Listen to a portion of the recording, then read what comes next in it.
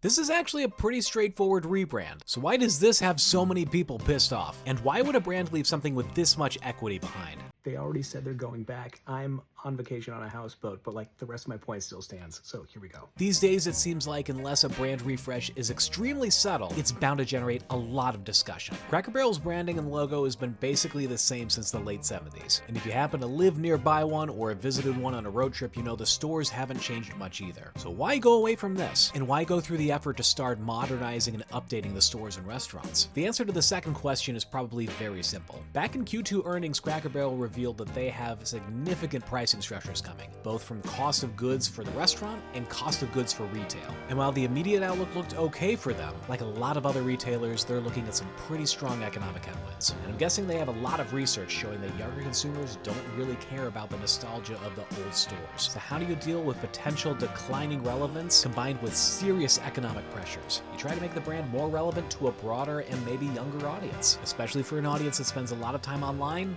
At least for a millennial consumer, that means streamlining, minimalizing. I'm not saying that's right, but I am saying that's a direction that a brand could go. So you go through a pretty standard brand refresh. You retain the key colors and some of the text treatment, but you simplify it so that it can be easily scaled and replicated, and you walk away from this very complex and dense image that is not going to look great on a small screen. Again, I'm not saying that's right, I'm saying that's the thinking behind it. What I think a lot of people are reacting to is this brand had an authentic, retro, almost anti-art kind of vibe. And that's something that a lot of brands try to artificially create, a faux retro kind of look and feel. But the designed retro look has a very identifiable look and feel to it, which this new Cracker Barrel logo kind of has. So while maybe all the people who are talking passionately about this logo redesign don't actually care about the Cracker Barrel brand that much, what they're seeing is a brand letting go of actual authentic legacy in favor of something that feels like a created artificial legacy. I think a lot of people's reaction is rooted in this frustration that even a brand that has a defined heritage, something that newer brands aspire to